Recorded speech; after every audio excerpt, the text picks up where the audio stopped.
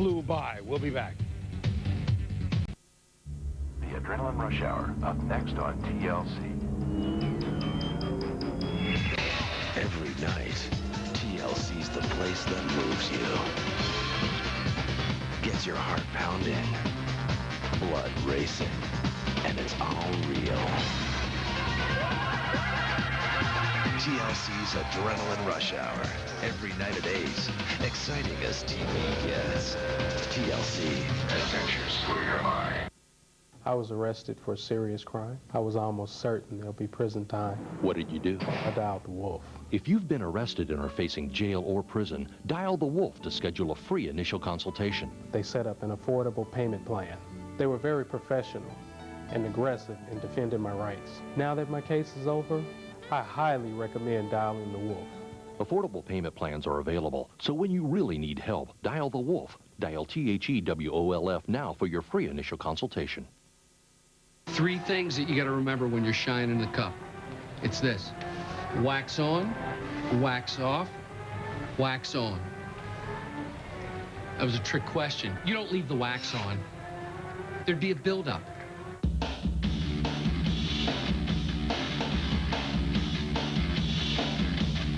The top players on the ladies' tour tee it up in Georgia at the Chick-fil-A Championship. Begins Friday at 1 on ESPN2.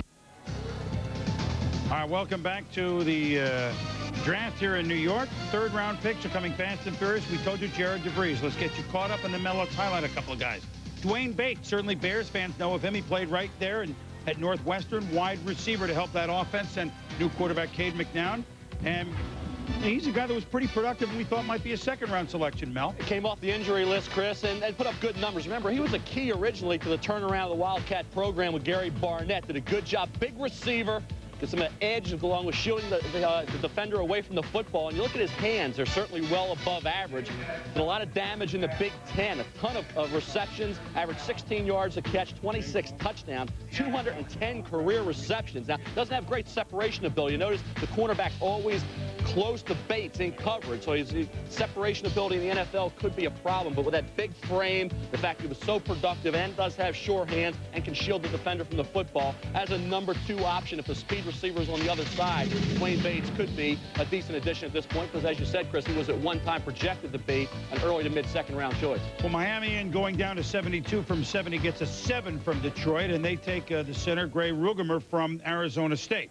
Then Joey Porter, as the band is even getting tired, defensive end, Colorado State, goes to Pittsburgh with one of their 2 consecutive picks. And then Chris Ferris, big 300-pounder, of course, who isn't, offensive tackle from UCLA, goes to the Steelers. Big offensive tackle. And, of course, left tackle at UCLA. Started 34 games, Outland Trophy winner, highly publicized. When you look at Chris Ferris, he has the strong frame when you talk about pass protection. Does a good job, gets those long arms out, takes the defensive end out of the play. As a run blocker, needs to be more intense. He feels his weight room strength is up. It could improve, but, mobility is good. Intensity, I think that's what he has to pick up. He feels like, hey, he took some unfair criticism. He seems motivated to come into the NFL, saying, hey, I felt like I should have been a 1st-round draft choice. I dropped to the 3rd. I come into the NFL with something to prove. We talked about that with Ricky Williams dropping to 5. I think Chris Ferris comes in to the Pittsburgh Steelers with an attitude to say, hey, I'm not that soft. I have the intensity level needed to be successful at the pro level. Gary Stills. Kansas City pick linebacker Gary Stills, West Virginia. Boy, everybody but Zaraway is going from West Virginia. Well, we talked about Dwayne Bates with some injury problems. Gary Stills, some durability questions as well. Upfield, explosive player, gets into the backfield, makes plays against the run and as a sack artist. Question was Stills in reverse, in pass coverage. How will he do? But played a lot of football for West Virginia.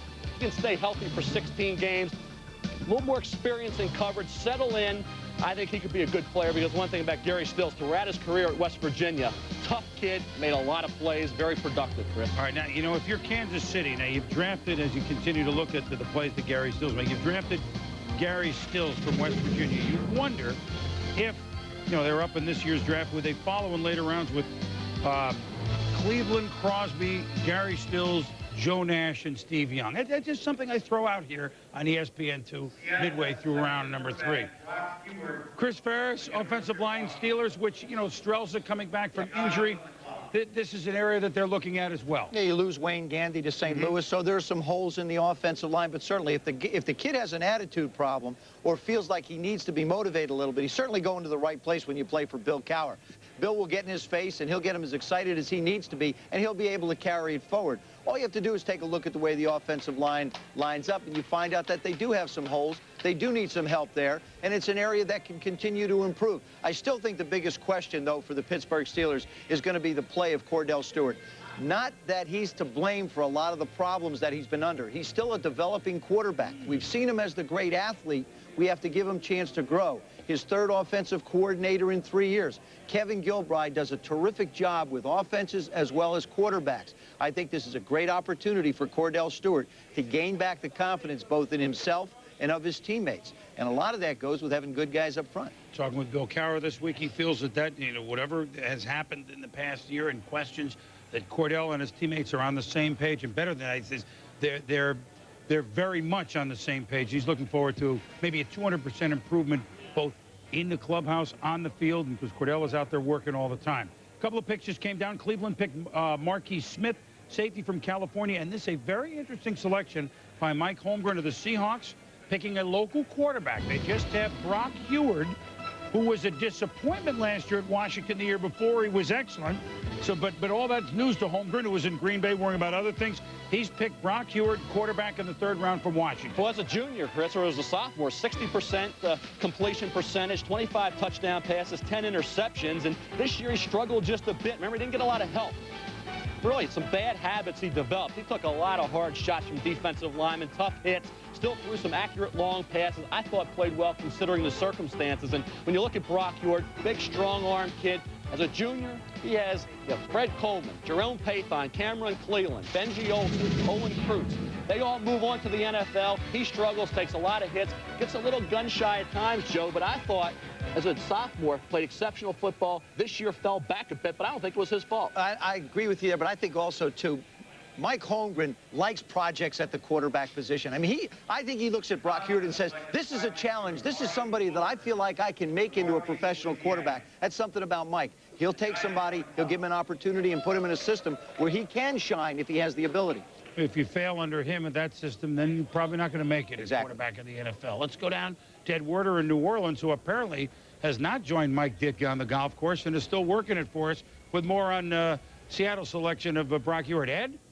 Well, I was talking to Mike Holmgren, and he said, hey, even though we've already given up a pick on for Glenn Foley, and we have a young quarterback in John Kitna, my first priority in this draft, another young quarterback. He put that even ahead of wide receiver, offensive tackle, and, of course, tight end. And they did take a defensive player early. Now, with the extra picks, he's going to devote it all to offense if possible. Feels like you can find a wide receiver in the 3rd round, pointing out that in Green Bay, that's where they got Antonio Freeman and Robert Brooks. Let's go back to Mark Malone.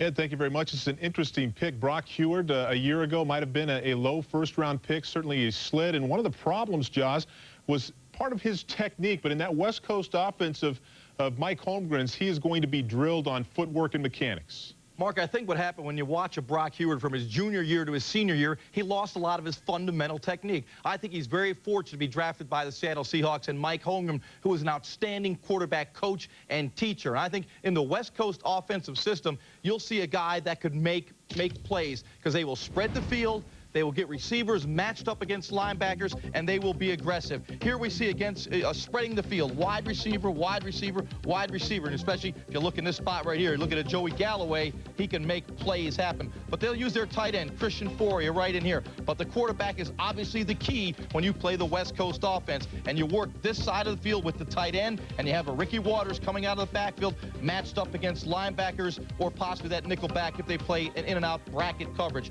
But the key is going to be this guy right here, maintaining his discipline, learning the proper technique, and hanging in there behind the offensive line. And I say that because last year, what happened in the quarterback position in college was he lost his wide receivers. And I look at a lot what happened to Dan Marino back in 1983. From his junior year to senior year, he had a fall off in his production because he lost a lot of quality wide receivers. Brock Huard in this system, the West Coast offense in Seattle under Mike Holmgren, can be very, very effective, Mark. He certainly can. With Joey Galloway there, he's going to have a big-time wide receiver. Our coverage here continues on ESPN of the 1999 NFL Draft. The New York Giants on the clock. Back after this. America Online 4.0, the easiest just got easier. America Online is the internet.